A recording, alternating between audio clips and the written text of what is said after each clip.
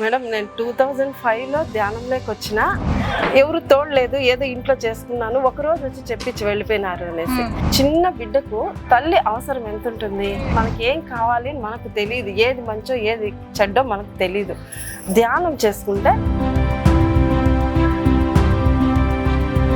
కోపం, దుఃఖం ఒక రకంగా కలిసేదాన్ని కాదు జనాల్లో, అట్లా అన్నమాట. అలా ఉండేదాన్ని. దీన్ని వదిలేసి ఏదో పక్కనోడిని ఏమారిచ్చచ్చు, దాంట్లో లాభం వస్తుంటే దీన్ని వదలమన్నమాట. నాకు మాటకి ఎదురేముంది అని మనం చేసుకుంటా పోతే మన జీవితాన్ని పాడు చేస్తుంది అన్నమాట. ఒక తోవ చూపించేశారు, ఈ తోవలో వెళ్తే నువ్వు మోక్షాన్ని పొందుతావు, ఈ తోవలో వెళ్తే పోతావురా అని. మనకున్న మంచితనం, పరోపకారం ఇదం శరీరం, ఇలారేప చరిత్ర కానీ, లోక్ సంగ్రామ్ దివ్య కథ అని ఉండాలి. అది కానీ ఇవన్నీ చదివినామంటే ఏమవుతుందంటే అనేకి మనకు రుజువులు, సాక్ష్యాలు అన్నమాట. కోపము, దుఃఖము, బాధ ఉండ, ఇవన్నీ నెగిటివ్ ఎనర్జీస్, ఇవన్నీ పోవాలంటే ఏం చేయాలి? ఇలాంటి అద్భుతాలన్నీ చూస్తా ఉన్నాం మేడం మేము. Hi, hello, welcome to Patriji ధ్యాన మహిళా ఛానల్. సో మన ధ్యాన మహిళా ఛానల్లో ఈరోజు ఇంకొక ధ్యాన మహిళ మన ముందున్నారు, పుష్పలత గారు. సో మేడంని అడిగి మేడం యొక్క అనుభవాలను మనం తెలుసుకుందాం. నమస్తే మేడం. నమస్తే మేడం. మేడం, మీరు ఎన్ని సంవత్సరాలైంది ధ్యాన మార్గంలో ఉండి? నేను 2005లో వచ్చినాను మేడం. 2005లో వచ్చారు? ఓ సూపర్ సీనియర్. ఏది ప్రేరేపించింది ధ్యానం చెయ్యాలని, ఎందుకు అనిపించింది మీకు? మేడం నేను 2005లో ధ్యానంలోకి వచ్చిన, అంతకు ముందే 1999లోనే మా ఇంటి దగ్గరికి ఒక బ్యాచ్ వచ్చి ధ్యానం చేపించినారు మేడం, జనవరిలో. అప్పుడు నేను చేసుకున్నాను, చాలా అద్భుతం అనిపించింది. ఇది ఒక ఎనర్జీ మనకు ఇస్తా ఉంది, ఒక వ్యక్తి యొక్క స్ట్రెంగ్త్ ని మనకి ఇస్తా ఉంది, మనకి ఇంకొక తోడు ఉంటుంది అని అనిపించింది అనమాట. అదే ధ్యానాన్ని నేను డైలీ 1/2 అవర్ చేసుకునేదాన్ని. అలా కొన్ని ఇయర్స్ చేసి నేను గమ్మున అయిపోయినాను. ఎవరు తోడలేదు, ఏదో ఇంట్లో చేసుకున్నాను, ఒకరోజు వచ్చి చెప్పించి వెళ్ళిపోయినారు అనేసి. కానీ గుర్తుండేటప్పుడు అప్పుడంతా చేసుకునేదాన్ని. ఆ తర్వాత 2005లోను 2006 అనుకుంటా, ఆ మిడిల్లో బెంగళూరులో పిరమిడ్ వ్యాలీ భూమి పూజకు వచ్చినారు కొంతమంది మాస్టర్స్. అక్కడి నుంచి మా అమ్మ వాళ్ళ ఇల్లు బెంగళూరు, నేను అమ్మ వాళ్ళ ఇంట్లో ఉంటే వాళ్ళంతా అమ్మ వాళ్ళ ఇంటికి వచ్చినారు. మా బంధువులు, మాస్టర్స్ అందరూ వచ్చినారు. వాళ్ళ చేతిలో ధ్యానంలో కూర్చున్నాను. నేను కూర్చుంటే ఎంత అద్భుతంగా ఉంది అంటే, అంత పీస్ ఆఫ్ మైండ్. మనకు ఇంకా ఏది దీనికి మించింది అవసరం లేదు అనిపించింది అనమాట. అలాగే నేను ఎప్పుడో మా అమ్మమ్మ వాళ్ళ ఇంట్లో చూసిన చిన్న కృష్ణుడి విగ్రహము అలాగే అలాగే నా ముందరకు వచ్చి నిల్చుకునేది ధ్యానంలో. అది నా ఫస్ట్ అనుభవం. ఆ తర్వాత నేను ఇంటికి వచ్చేసిన తర్వాత తిరువన్నామలలో ధ్యాన మహాచక్రం జరిగింది. అక్కడికి ఇదే మాస్టర్ అక్కడికి వచ్చి వాళ్ళు మా ఇంటికి వచ్చినారు, మళ్ళీ చిత్తూరులో మా ఇంటికి వచ్చి మాతో మాట్లాడి అప్పుడు రౌండ్ కూర్చున్నాం ధ్యానానికి. కూర్చుంటే మా సార్కు చాలా అద్భుతం అనిపించిందంట. ఆ ఎదురుగా ఉండే మాస్టర్ కనిపించి అలాగే అమర్నాథేశ్వరుడు మరి అట్లే లింగంలా కనిపించిందంట. ఆయనకి అలాగే చాలా బాగుంది అని అనిపించింది. అప్పటి నుంచి మేమిద్దరు కంటిన్యూగా ధ్యానం చేస్తున్నాం మేడం. ఇప్పుడు శాకాహారిగా అప్పుడే మారారా? మేము చిన్నప్పటి నుంచి శాకాహారులైనా, వైశాఖ కాబట్టి చిన్నప్పటి నుంచి శాకాహారం. మరి వెల్లుల్లి కూడా లేదు మేడం, మానేశారు. ఓకే. సో ఎక్కడన్నా తీసుకుంటే బయట తెలియకుండా తప్ప నిలిపేసినాను. ఇంకొకటి, ఈ ధ్యానం గురించి ఇది ఒక తల్లిలాగా మనకు ఉంటుంది అని నేను ఫీల్ అవుతాను. పత్రి సార్ ఎందుకు నచ్చుతారు అంటే, ఒక చిన్న బిడ్డకు తల్లి అవసరం ఎంత ఉంటుంది, 3 months 6 months బేబీకి, ఆ బేబీకి ఏమే తెలీదు, ప్రతి ఒక్కటి తల్లే చూసుకోవాలి. అలాగే ధ్యానంలోకి వచ్చినామంటే మనకి ఏం కావాలి మనకు తెలియదు, ఏది మంచో ఏది చెడ్డో మనకు తెలియదు. ధ్యానం చేసుకుంటే మన లైఫ్ ని సరైన దారిలో అది నడిపిస్తుంది. అటువంటి అద్భుతమైన దారిని మనకు అందించినటువంటి గురువు మన బ్రహ్మర్షి పితామహ. ధ్యానంలో ఇంకేం అనుభవాలు ఉన్నాయి అంటే, మీ లైఫ్ ని టర్న్ చేసే పాయింట్స్ మీరు ధ్యానంలోకి వచ్చిన తర్వాత ఇది నా లైఫ్ లో మర్చిపోలేని సంఘటన? రాకముందు చిన్నప్పటి నుంచి కూడా ఎవరితో మాట్లాడాలన్నా భయం, ఆ, కోపం, ఆ, దుఃఖం, ఒక రకంగా కలిసేదాన్ని కాదు జనాల్లో, అట్లా అన్నమాట. అలా ఉండేదాన్ని. అది ధ్యానంలోకి వచ్చిన తర్వాత అవన్నీ పోయినాయన్నమాట ఫ్రీగా. అంతకుముందు ఎవరన్నా చూస్తే ఏమంటారో, ఏది ఏమంటారో అని ఫీల్ అయ్యేవాళ్ళం. ఇప్పుడు అలా కాదు. నేను చేస్తున్న పని కరెక్ట్గా ఉందా, ఎవరేమనుకున్నా నాకు అవసరం లేదు. మనం వెళ్తా అంటే దారి కరెక్ట్, మనం సత్యంలో నడుచుకుంటాం, ధర్మంలో నడుచుకుంటాం. ఆ నడవడానికే నాకు ఈ ధ్యానం అనేది నాకు ఉపయోగపడింది అన్నమాట. అంతకు ముందు కూడా ఎవరన్నా చూస్తే ఏమో, ఎట్లా ఏమో, ఏది కరెక్ట్ ఏది కాదు ఇలా ఉండేదన్నమాట. ఇప్పుడు అలా కాదు. మనలో ఒక తత్వం అనేది ఉంటుంది మేడం. అది ఇది కరెక్ట్, ఇది నువ్వు ఇలాగే చెయ్యి, కష్టం వచ్చినా నష్టం వచ్చినా దుఃఖం వచ్చినా దీన్ని వదలద్దు, ఏదో లాభాలు వస్తుందని వదిలేయద్దు. దీన్ని వదిలేసి ఏదో పక్కనోడిని యామారిచ్చచ్చు, దాంట్లో లాభం వస్తుందంటే దీన్ని వదలమన్నమాట. మన తత్వం మందే, సత్యంలో జీవించడం, ధర్మ మార్గంలో ప్రయాణం చేయడం. మన కష్టానికి తగిన ఫలితం ఎప్పుడో ఒకప్పుడు రానే వస్తుంది. అదే నువ్వు ఎంత నిజాయితీగా జీవిస్తావో దాని ఫలితాన్ని కూడా నిదానంగా అయినా నువ్వు పూర్తిగా తీసుకుంటావు. నువ్వు ఏ విత్తనం వేస్తే ఆ మొలకే ఆ చెట్టే వస్తుంది, ఆ విత్తనాలు ఆ ఫలాలనే తీసుకుంటావు. ఇప్పుడు మనకు జరిగిపోతుంది కదా, యామార్చచ్చు, మోసం చేయొచ్చు, నాకు మాటకి ఎదురేముంది అని మనం చేసుకుంటా పోతే ఆ విత్తనమే ఆ మొలకే ఇవే వచ్చి మన జీవితాన్ని పాడు చేస్తుంది అన్నమాట. ఏది ఎట్లా ఉన్నా మనం ధర్మ మార్గంలో ప్రయాణం చేస్తే అదే ధర్మాన్ని నువ్వు రక్షిస్తే అదే ధర్మం నిన్ను రక్షిస్తుంది, ధర్మాన్ని నువ్వు రక్షిస్తే ధర్మం అది నిన్ను రక్షిస్తుంది అనేది బాగా ఫిక్స్ అయిపోయింది అనమాట. అలా అయిపోయిన తర్వాత ఇంకా ఈ తత్వాన్ని వదలం. ఎప్పుడు ఈ తత్వాన్ని వదలమో అప్పుడు ఏ కష్టం వచ్చినా కూడా నేను నిజాయితీగా ఉన్నాను అనే ఆనందం ముందర ఆ కష్టం ఏమీ తెలియదు. పత్రి సార్ అదే చెప్పించినారు, ధ్యానం చేస్తే కష్టాలు వస్తాయి, కష్టాలు వస్తే దాన్ని ఎదుర్కొనే శక్తి వస్తుంది అన్నారు. కష్టాలు ఎందుకు తెచ్చుకోవడం, దాన్ని ఎదుర్కొనేది ఎందుకు అనేసి అప్పుడు తెలియదు అనమాట. ఇప్పుడు ఎందుకు ఎదుర్కొనాలంటే మనం నిజాయితీగా ఉండం, ఇదే కావాల్సింది. అంటే ఒక పత్రి సారు ఒక complete man, the complete man అంటే ఒక కంప్లీట్ మ్యాన్ కు ఏముండల్లా అనేదాన్ని కంప్లీట్ గా ఇచ్చేసినారు మనకు సబ్జెక్టు. ఆరోగ్యం ఎత్తుకోండి, ఆహార విషయం ఎత్తుకోండి, ఒక మాట్లాడే విధానం ఎత్తుకోండి, ఏది ప్రతి ఒక్కటి ఆయన ఇచ్చేసినారు అన్నమాట. చక్రాస్ గురించి ఇచ్చేసినాడు, లోకాల గురించి చెప్పేసినారు ఆయన. మనం ఎలా మాట్లాడి ఒక వ్యక్తికి ఏది అవసరమో దానికి సంబంధించిన అంత జ్ఞానాన్ని, ఇంకా నేనైతే పత్రిజీ ప్రబోధాలు అది ఎప్పుడైతే సార్ మొదలు పెట్టినారో, నరేంద్ర ఆ సార్ సూరి సారు, అప్పటి నుంచి కూడా నేను ఆ జూమ్ లో నేను కంటిన్యూ అవుతున్నాను అనమాట. ఏ క్లాస్ స్టార్ట్ అయినా కూడా దాంట్లో నేను కూడా ఒక క్లాస్ చెప్తుంటాను. ఆ సారు పత్రిజీ ప్రబోధాలోని మనకు ఆ జ్ఞానాన్నంతా ఒక్కొక్క సబ్జెక్ట్ ని, ఒక్కొక్క విషయాన్ని ఒక్కొక్క జ్ఞానంగా అందించేసినారు.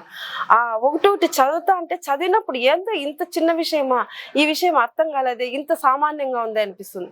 రెండోసారి మూడోసారి చదివేటప్పుడు దాని లోతుల్లోకి వెళ్తున్నాం మేడం. ఆయన ఇచ్చిన జ్ఞానం అనేది అనంతమైనది. ఎంత అనంతమైనదో అది మనం చెప్పలేం. ఒక గన్ అన్నమాట.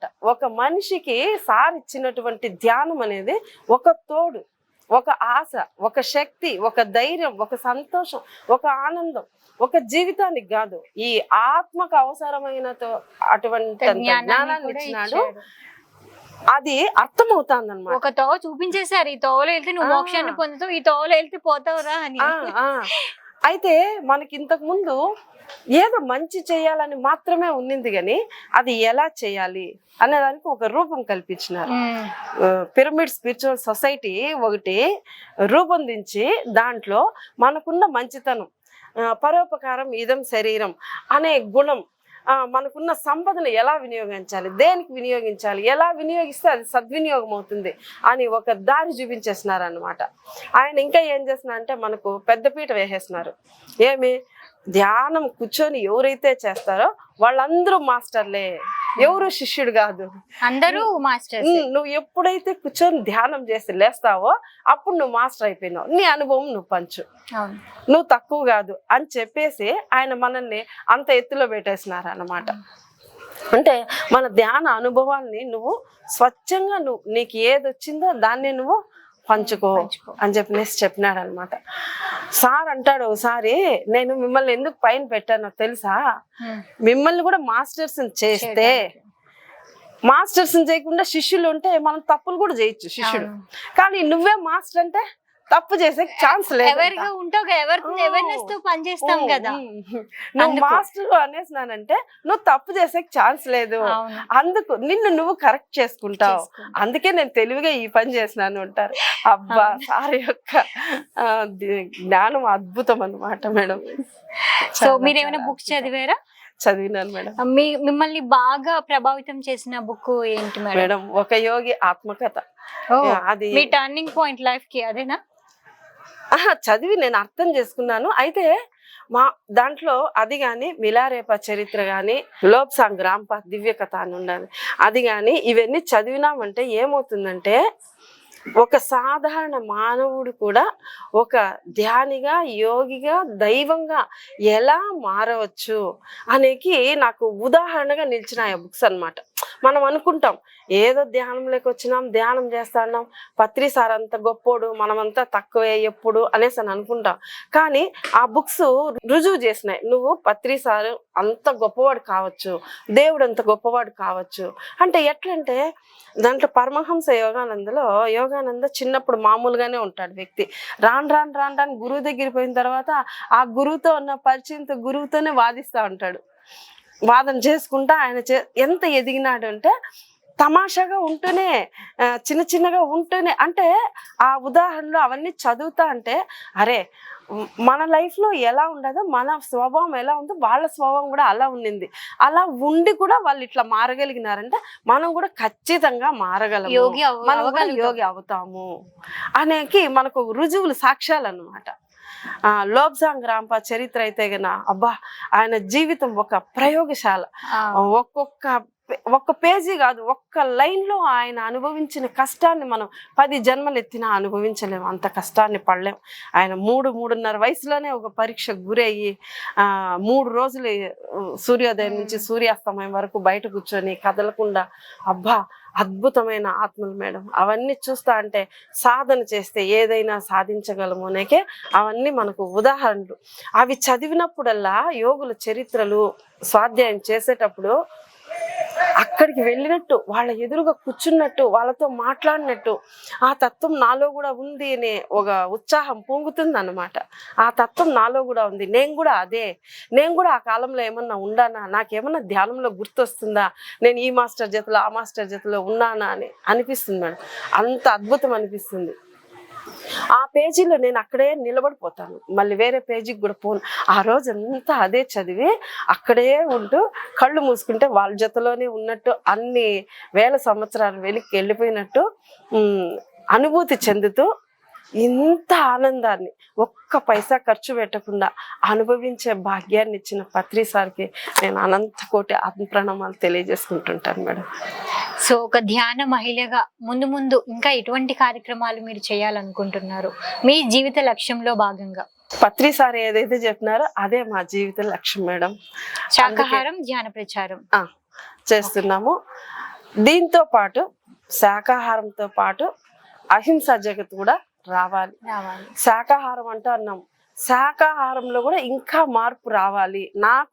నేను ఆలోచన చేసేది చిన్నప్పటి నుంచి నేను శాకాహారమే, ఇంక నేను దీంట్లో మారాల్సిన పని లేదు, ఇంకా ఏదో మారాలి, ఇంకా కొంచెం కోపము, దుఃఖము, బాధ ఇవన్నీ నెగిటివ్ ఎనర్జీస్ ఇవన్నీ పోవాలంటే ఏం చేయాలి, దీంట్లో కూడా ఇంకా సాత్వికాహారము, ఫలాహారము ఇలాంటివి తీసుకోవాలి ఎక్కువగా. ఇట్లా నేను రీసెర్చ్ చేసినట్టు నేను థింక్ చేస్తూ ఉంటాను మేడం. ఒక్కొక్క రోజు అదే తీసుకుంటాను, ఆ ఫుడ్డే తీసుకుంటాను. కోపం ఎక్కువ, ఇబ్బంది ఎక్కువగా ఉండేటప్పుడు ఈ హెవీ ఫుడ్ అయితే నేను తీసుకోను. రేర్ ఏ మ్యారేజ్కో ఎక్కడికో వెళ్ళినప్పుడు నెలకో 2 నెలలకో 4 నెలలకో ఒకసారి ఎప్పుడన్నా ఒకసారి అందరితో ఎక్కడన్నా కలిసినప్పుడే తీసుకుంటాను. ఇంతకుముందు కూడా ఎక్కడ చదివినాను మేడం, ఏమంటే నీకు ఇష్టమైన ఆహారము హెవీ ఫుడ్ ఏదన్నా జంక్ ఫుడ్ ఉంటే అలాంటివి అదే పనిగా వారానికి ఒకసారో 3 రోజులకు ఒకసారో రోజు ఒకసారో నేను చేసుకొని తినద్దండి. ఏదైనా ఓ ఫంక్షను లేకుంటే అకేషను పుట్టినరోజు పండగ వస్తుంది కదా, అలాంటప్పుడు మీకు కావాల్సిన ఫుడ్ తినండి, దాంట్లో ఎంజాయ్ చేసేయండి. మళ్ళీ రోజు తీసుకునే ఆహారం సాత్విక ఆహారం తీసుకోండి అన్న. అది నా లైఫ్లో ఆల్రెడీ నేను ఫాలో అవుతున్నాను. చాలా అద్భుతంగా ఫీల్ అవుతా ఉంటాను madam. Super ma'am. Shivaramappa sir వాళ్ళ దీంట్లో madam the pyramid spiritual science అకాడమీని దాంట్లో కోర్స్ చేసినాను. అక్కడ వెళ్ళి వచ్చిన తర్వాత స్కూల్స్కి వెళ్ళి ధ్యానం చెప్పిస్తూ వచ్చాను.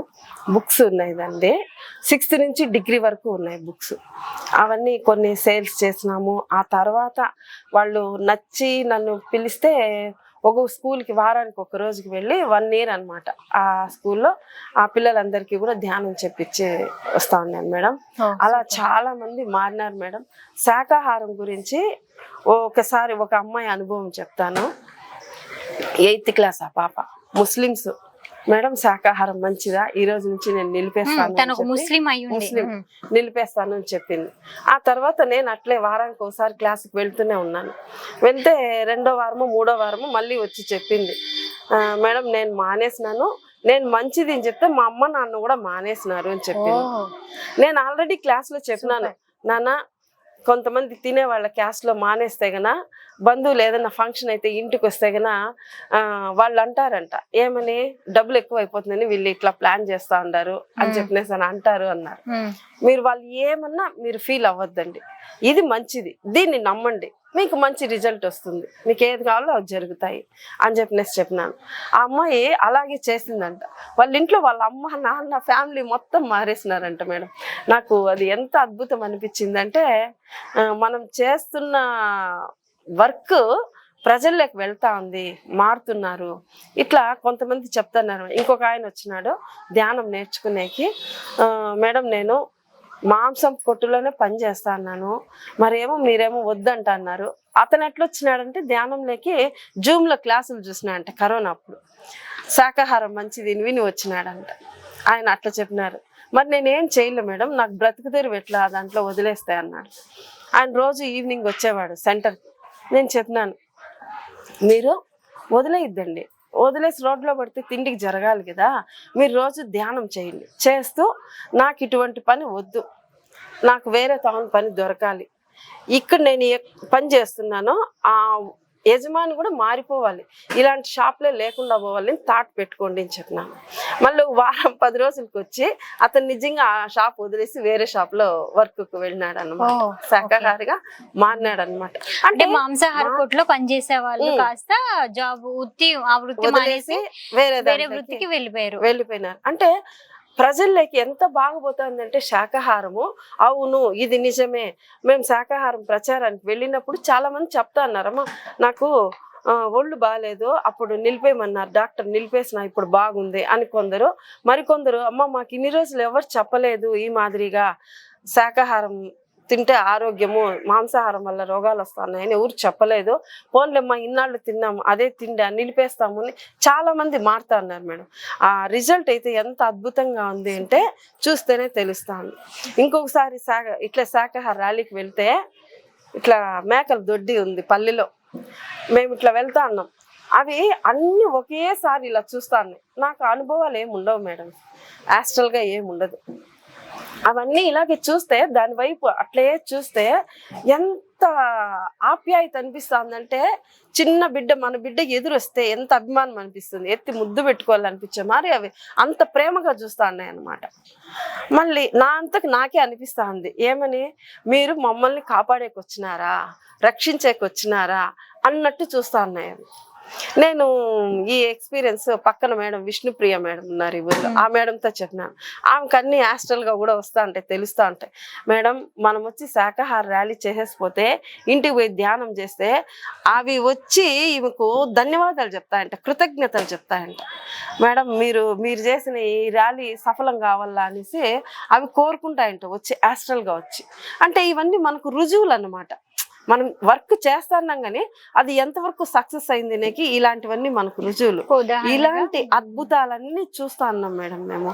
కాబట్టి ఇంకా శాకాహార ర్యాలీలు ధ్యానాలు అద్భుతంగా జరిగి పత్రిజీ సార్ యొక్క లక్ష్యం అతి త్వరలో చేరుకోవాలని, శాకాహార జగత్తు రావాలని, భూమిపై ఉన్న చివరి మానవుడు కూడా ధ్యానిగా తొందరగా మారిపోవాలని కోరుకుంటున్నాం. It's really wonderful experiences. Thank you so much ma'am. ధ్యాన మహిళా ఛానల్లో మీరు ఒక మహిళగా ధ్యానం చేసి మీ లైఫ్ని ఇంత చక్కగా తీర్చిదిద్దుకొని ప్రణాళికలు ముందుకు వెళ్తూ ఒక మంచి పత్రిజీ గారి యొక్క లక్ష్యాన్ని మీ లక్ష్యంగా చేసుకుని ఇంకా ముందుకు వెళ్తూ ఇంకా ఎంతోమంది కొత్త వాళ్ళకి ధ్యానం నేర్పించాలని మీరు ఒక ఆదర్శ మహిళగా నిలుస్తూ ఉన్నారు. Thank you so much. So చూసారు కదండి, ఇది మన ధ్యాన మహిళా ఛానల్లో చిత్తూరు మాస్టర్ పుష్పలత గారు తన యొక్క జీవిత ప్రయాణాన్ని, ధ్యాన ప్రయాణాన్ని ఎంతో చక్కగా వివరించారు. మరొక కార్యక్రమం మళ్ళీ కలుద్దాం. Thank you master.